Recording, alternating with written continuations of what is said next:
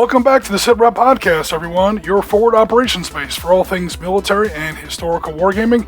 I'm your host, Ariskany Jim, and today we are back for part 2 of our game of 7 Days to the River Rhine by Great Escape Games, in which we are postulating some possible nightmare scenarios for what might happen if current conflicts in progress expand into other parts of Eastern Europe. In our case today specifically, an imagined dreaded Russian invasion of Lithuania. Specifically, we are looking at elements of Russian VDV air assault guards that have been airlifted into Lithuania, their mission to seize key river crossing points that the Russian army is going to need in order to reach their Kaliningrad Enclave that they have along the Baltic Coast. In this completely fictitious scenario, the Russian air assault guards have hit the bridge, they've overcome local Lithuanian National Guard resistance, and now it's time for these air mobile troops to dig in and wait for the tanks. The question is, whose tanks are going to reach them first? Because, yes, spearhead elements of a Russian Guards tank brigade are on their way. The problem is, Lithuania is a full member state of NATO, and Article 5 of the NATO Charter has been triggered. A German Bundeswehr Mech Brigade is among the responding units. This means a powerful force of Leopard 2 battle tanks, Marder APCs, mechanized infantry, anti-tank helicopters, a Gepard, all kinds of German forces are spearheading up towards this bridge. Their aim, of course, is to crush this Russian foothold before the Russian tanks can reach it and secure this bridgehead. Part 1 of this video has already been posted. Check out the link in the description of this video if you're interested to see how we got to this juncture. All I can say about Part 1 so far is that, wow, it's been wild, and the dice in particular have been very fickle. I'm playing part of the Russian air assault guards, and I'm here to tell you I've gotten away with some stuff I definitely should not have pulled off. One particular missile shot that should not have taken out a Leopard 2, I got a 4% chance on the dice, and yeah, that Leopard 2 is burning. The Germans, however, have been getting in plenty of licks of their own. Several T-80s are already burning. I can tell you personally that several of my air assault vehicles are now burning, and my air assault guards themselves have now been pushed off of the southern foot of the bridge, and they're now sort of withdrawing onto the actual span of the bridge, where I gotta tell you I'm a lot more exposed. Also, the Germans haven't even brought in all of their forces yet. There are more Leopards, Martyrs, and even that Gepard AA vehicle hasn't even entered the table yet. So I guess what I'm trying to say is, guys, this game hasn't even started to shake itself out yet. Let's go to the footage and see how it wraps up. The Russians have brought back their anti-tank helicopter gunship to execute another strike. In other words, Mark has spent 2 order activations to bring in that bird on a side table edge. 1 order activation brings it in on your table edge, 2 order activations on the side table edge. You do that to get the flank shot like we're going for that Leopard 2 there. So the first step, we see here that he needs a 4+ to hit on anti-tank guided weapon. He rolls a 7. That's a hit. Awesome. So we've got a side hit on AT-5 Spandrel on the side armor of that Leopard 2. Now the tough part. You see 12H. That was the penetration value for the AT-5 missile. However, it's a shape charge warhead, so he's got to roll twice and use the worst results. He rolls a 4 and a 5. The rules say that he has to stick with the 4. But 4 plus 12 for the missile equals 16. That exactly ties the Leopard's side armor. Therefore, that Leopard is maxed out on morale tokens. The Russian turn continues as Mark activates more of his T-80U main battle tanks, landing hits on that third Leopard 2 we see there with the 2 order activations already stacked next to it. He did score a hit, didn't quite get through the armor. That will inflict another morale token, so we leave that there. If you haven't seen part 1 of this video, we're using white poker checks for morale tokens and red and black poker checks for order activations. So as Mark ponders his move here, I'm looking here at my air assault guards stacked up there on the foot of that bridge you see in the background. German infantry are in the foreground, they're on the 2nd floor of that building. They've got me under fire and they've got plenty of mortar support. But honestly, I don't even think that's the battle that really matters. What we really got to do is we got to knock out more of these Leopards. You see here where that one Leopard is maximum stacked after that AT-5 hit. We just need to hit him one more time, and whether or not we get through the armor or not, we'll say he's toast. Looks like Tom and his Bundeswehr Germans smell blood in the water. He now has 3 dismounted infantry teams, complete with mortar support, heading through the woods toward my positions there at the foot of this bridge. Yeah, it's like a bridge too far, the Russian edition. Things don't look too good for my air assault guards. So I took my BRDM-2 command vehicle, exposed my flank, but that's okay. I was kind of sacrificing this vehicle, but I was just trying to land a missile hit on that crippled Leopard 2. If I get one more hit on him because he's maxed out on morale tokens, he's toast. So that first Leopard 2 probably isn't going to react against me. However, that one right there only has 2 order activations on him. He stands a much better chance. He does score a hit. Now, his penetration on that weapon is 11. That's that RH-120. And my side armor is a 9. So, long story short, take your first shot. He's got to roll a -2 on a D10 not to penetrate me. So, yeah, I'm penetrated. We're going to roll to see if it explodes. It blows up all over the battlefield. Just to make sure I don't die in vain, Mark activates that BMP-2 and goes for a long-range missile shot on this previously crippled Leopard 2 battle tank way down here. He did score a hit. Who cares if it gets through the armor or not, because as long as you score a hit with a sufficiently powerful weapon, you inflict 1 morale token, and that Leopard was already maxed out. It's now beyond maxed out, and hey, at least my little BRDM-2 did not die in vain. I'll trade a BRDM-2 for a Leopard 2 any day of the week and twice on Sunday. Here comes one of the adorable little Bundeswehr PAH anti-tank helicopters. He's going to go for a flank shot on some of these T-80s that are crossing the railroad bridge over there. Yes, there is line of sight because the helicopters have a certain altitude. In any event, Mr. Shilka says, I don't think so. I'm taking exception. He does make his reaction roll. He does score a hit. On the anti-aircraft effect table, he only damages the helicopter. So he'll still get a chance to fire his missiles, but after that, he's going to have to abort and return to base because his tail rotor is doing the electric slide or who knows what. So he's put a missile into the side of that T-80. He's rolled his penetration twice. He rolls an 8 and a 7. Remember, he has to use the lowest roll because this is a shape-charged warhead. But a 7 does get it done and penetrate the side armor of that T-80. And that's the end of that tank there on the bridge. Meanwhile, Mr. Helicopter has to fly off back to base. We'll see you next time. You kind of did your part on this battlefield. Meanwhile, Mark is already engaged in resolving a long-range, face-to-face, frontal armor, just absolute slugfest between these T-80s and these 2 Leopard 2s down here. Notice that some of those morale tokens have come off the Leopards. Tom has been using the battle group morale order to reduce his damage and reduce his vulnerability to getting morale counters stacked up on him over and over again. Mark scores another hit, doesn't penetrate, so that's another morale token back on the tank. Tom is still the active player with his Germans, so he grabs one of his Marder armored personnel carriers. He gets on the road that leads to the foot of the bridge, sort of bashes past that DHL truck there, and now he's got a couple of targets he can choose from.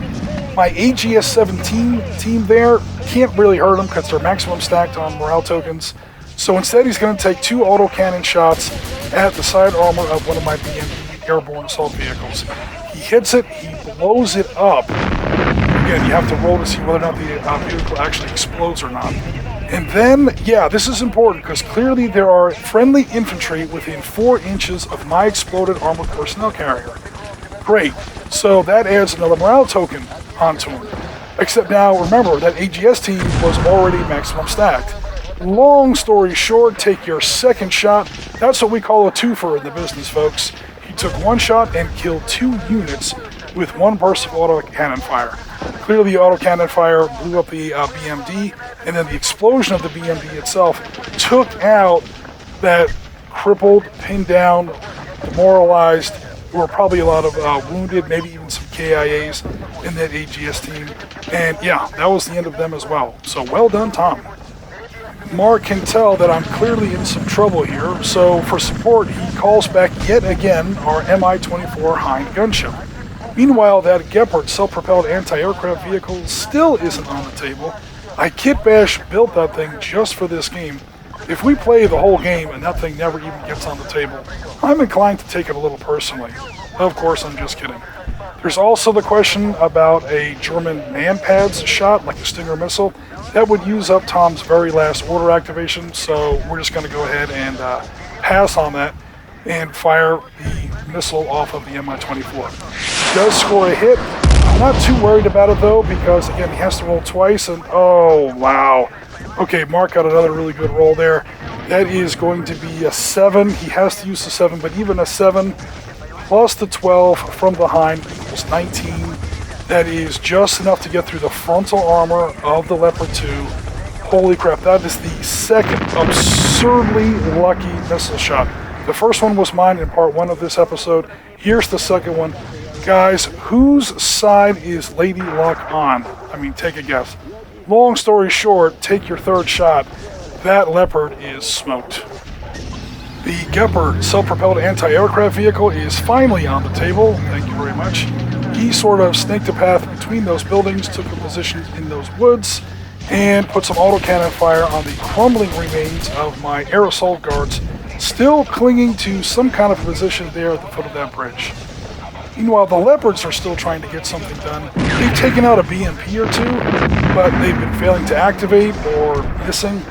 Meanwhile, the Russian BMPs are slinging out missiles like friggin' Mardi Gras beads or something, man. I don't know. They have managed to tie the side armor of the Leopard 2 there and max it out on morale tokens, where we heard this story before.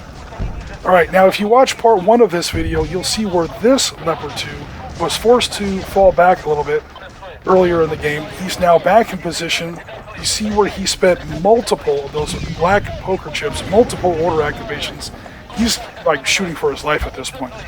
You'll also see where he's very carefully positioned where that T-80 on high ground cannot see him. However, the T-72 there and another one over there, they can all see each other. The difference is the T-72s do not have thermal sights. So the Leopard will have an advantage in the shootout. And wouldn't you know, the Leopard has scored a hit on that T-72, blown him up, and thus inflicted a morale token on that nearby infantry. I guess I should say that by this point in the afternoon, our friend Tom, the German player, did have some other commitments he had to get to, so unfortunately he had to leave. I'm taking command of the German forces just to play through the last couple turns of the game. So here we go. The Hind has returned yet again. This time the Gepard is on the table. I'm going to roll my reaction. Okay, I did succeed with the reaction check. Now I have to see if I can hit him. That's going to be a 6+ on a D10. Not going to get it done with a 1. Oh, man. So I kit bashed, built this thing just for this game. He took his one and only shot, and wouldn't you know it, he missed. That's okay, Mr. Gepard. You tried. That still does cost an order activation, though. Alright, no worries. Now the Hind will go ahead and take his missile shot. That's going to be another AT-5 at the front of those Leopard 2s. He is going to take a shot. It's only a 5+ to hit, so that's pretty easy. Okay, he does score a hit. At this point, it doesn't matter if he gets through the armor or not. He did score a hit of sufficient severity, and the thing is already maxed out on morale tokens. That is considered to be the end of that Leopard 2. So, yeah, more bad news for the Germans. And he was an officer, too. Oh, my lord. Dude, I took command of a losing battle here, that's for sure. But that's okay, it's just for fun. Alright, now this last Leopard here, over here on the northern end of the battlefield, is going to be taking all kinds of missile and gunfire from 2 BMPs and a surviving T-72. The good news is I have partial cover and none of the vehicles facing me have thermal sight. So he's going to be taking a -1 off all of his chances to hit. So he does score a hit on the side armor, unfortunately. But that AT-5 does not get through the side armor of the Leopard 2 battle tank. That is going to inflict another white morale counter on my Leopard 2. Alright, now there's more fire coming at me from that T-72 there. Alright, there is partial cover. Mark asks me if he's got line of sight there. I'm pretty sure a Russian 125mm smoothbore sabot round does go through a stop sign. So, all jokes aside, there is some partial cover there. He doesn't have to pay for the church that he's hiding behind. He does have to pay for my trees. His chance begins at a 5-up, becomes a 6-up, and yeah, he actually does score a hit. So, well done there. Let me see if I can keep this rally going with the Germans with my other PAH anti-tank helicopter. He comes in on the side of the table with 2 order activations. It's time for me to start taking out some of these tanks. Now, that Shilka does get to activate though. So first things first, he has to roll a 3-up on a D6 in order to successfully react to the arrival of the helicopter. He does activate with a 5, then he has to roll a 6-up on a D10 to hit me. And with an 8, he does hit me. Alright, there's still hope because there's an anti-aircraft effect table. If he doesn't roll a 5 or a 6, oh! But there it is, he just rolled a 5. He destroyed the anti-tank helicopter before he could even release his ordnance. Alright, so Mark wouldn't let the moment pass without us filming the destroyed anti-tank helicopter. Remember, the other anti-tank helicopter was chased back to base with rotor damage. This one was blown completely out of the sky before he even had a chance to release his weapons. So, yeah. I mean, I was playing the Russian air assault guards on the bridge, and I kind of took over the Germans after, let's face it, the game had kind of already been decided. It's kind of fun, though, because I mean, what am I going to do? Lose the game at this point? However, I only have 2 order activations, so I pass it over to the Russians, a move I instantly regret because now he brings on his Hind helicopter gunship. That's okay, I've got a air defense vehicle I can use. It's a 3+ to activate. However, he's also already activated twice, so now I actually need a 5-up on a D6 in order to react to the Hind's arrival. Not gonna do it with a 1. Wow, dude. Lady Luck really is on the side of Mother Russia here. That's okay. Alright, so it did still cost me an order activation, but my Gepard failed to activate. He's gonna go ahead and sling a missile at this critically damaged and overworked last Leopard 2. He did score a hit. However, he has to roll with those very powerful anti-tank missiles. He does have to roll twice and use the worst result. I do have special armor on the front. He rolls an 8 and a 4, so he has to use the 4. 4 plus 12 equals 16. That is not enough to get through the Leopard's front armor. So it only inflicts another morale token against him. However, notice he is now completely maxed out. In fact, he has 8 total tokens assessed against him. I need to roll a 6 even to activate him. At this point, he's pretty much done for now. Alright, I've got literally 1 order activation left. I'm not sure where I'm going to spend it.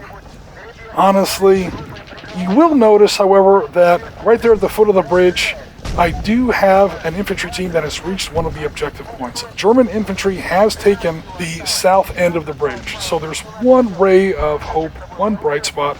Yeah, there they are right there. So there's one small piece of bright news in the German position here. But again, I took over this army near the very end of the game. There's whole forces that haven't even entered the table yet. That Milan team hasn't even entered the table yet. 2 mortars, another whole infantry squad, including the platoon leader. Just to get them on the table, they won't even get a chance to shoot this turn. I'm going to go ahead and bring this mortar APC onto the table. They will then dismount their Milan anti-tank guided weapon team. If we play another turn, maybe they'll get a shot at those T-80s further down the highway. But suffice it to say that by this juncture here at the end of turn 4, what's left of the Bundeswehr is really starting to run out of viable options. Wrapping up the end of turn 4 here, we've got another T-72 battle tank that's been perched way up there on the high ground in an overwatch position. Quite honestly, I kind of forgot about him. He's now going to go ahead and take a couple pokes at this Leopard. He missed on the first one. He hit on the second one. Couldn't get through the armor, but it doesn't matter because, again, that Leopard 2 is already maximum stacked on morale tokens. So, by the rules of the game, the Leopard 2 is considered smoked. That is Leopard number 6. That is the whole German tank force now destroyed off the table. And just to wrap things up super fast, the last 2 Russian order activations are going to go to the air assault guards, still fighting at the very end of this bridge. So I do have a squad there sort of hiding out in the brush. They're going to go ahead and engage the German rifle team that has reached the objective area. I'm going to try and push them off of there. Again, at this point, the German player had to leave, so I'm kind of playing both sides here. Originally, I was the Russian Air Assault Guards player. So I did manage to put 1 more order activation on them. However, it only got them to maximum stack. It didn't exceed maximum stack. So by the absolute skin of their teeth, by their absolute fingernails, the Germans were able to hold on to that. I was sort of hoping to see these Blondes in action, maybe that new Martyr was going to get a chance to sling, but if his anti-tank missiles down the highway, smoke that T-80 down there by the railroad tracks, we don't really want to play another whole turn. It's kind of pointless at this juncture. Also, if we were being honest, we would be playing with the breakpoint rules, and I think the Germans would have hit their breakpoint a long time ago. But, you know, this is a friendly game, and everyone's still getting used to the rules, so no worries there. And yeah, that's pretty much where we're going to call it today. The Russians have definitely won the game. Germans did, again, managed by the skin of their teeth, by their absolute fingernails, hold on to that objective. Notice these little wooden discs. These mark the objective points. My air assault guards still hold the center of the bridge, and the far end of the bridge. Mark's tanks hold that railroad bridge, and Tom's tanks hold that end of the road. So out of the 5 objective points on the table, the Germans actually hold 2. In objectives, that wasn't a complete curb stop, but their collateral losses were just out of control. You saw those 4 burning Leopards there. There's Leopard number 5, and there's my last holdout, Leopard number 6. Again, when Tom left, because he had some other things he had to take care of, I, just for fun, took command of the Germans, just to see if I could mount some kind of, you know, last-ditch rally. I did destroy a couple vehicles. I destroyed a BMP and 2 more tanks, but at the end of the day, yeah, just too much damage had been done, to be fair. I was hoping to get a little lucky with that second PAH anti-tank helicopter. Just didn't work out. So yeah, you see here, Mark definitely made some good use of high ground here. That T-80 was definitely scaring me when I was playing the Germans there on the north end of the table. And Tom told me before he left, that was one of the reasons he hesitated bringing the Gepard on the table, was he thought he would get hit immediately. Meanwhile, my little PAH, yeah, got smoked. That wasn't fair. But here's what happens. That PAH crashes into that gas truck on his way down, sets up a 48-inch radius explosion, destroys all that Russian equipment and infantry you see in that little industrial park area there, and this is now a German victory. I just declared it, so of course, just kidding. Well played to everybody, and that's where we're going to leave it for today. Well, folks, there you have it. This game is going down as a pretty solid Russian win. Again, 7 days to the River Rhine in general, and definitely my scenario in particular, tends to give the Russians a hell of a lot of credit. It makes for a fun game. It's kind of tough to jive with what we're seeing in places like Ukraine right now. Nevertheless, that's how our game shook out today. I chalk it up to 3 very, very generalized aspects of play. Number 1, Mark, playing the Russian tanks, was very aggressive early on. He shoved all of his armor onto the table as quickly as he could, making the most of his activations to get his stuff on the table. Conversely, the Germans, again, by the end of like turn 3 or 4, they still didn't have their entire force on the table yet. I mean, it's great to have a nice reserve, but at the same time, if the enemy already owns all of the key firing positions on the board and you're still trying to bring units on the table, you're just going to start eating reaction fire as soon as you enter the board. And lastly, yeah, I played a little bit of a trade space for time game there at the southern foot of the bridge. I don't think I was entirely successful, but it was sufficient enough to run out the clock until Mark could come to the rescue with the tanks. So that's where we're going to leave it for now, everyone. Thanks very much for watching. Please remember to like, comment, and subscribe if you enjoyed this content. Also, please remember to hit that notification bell and consider joining the Sitrep Podcast Discord.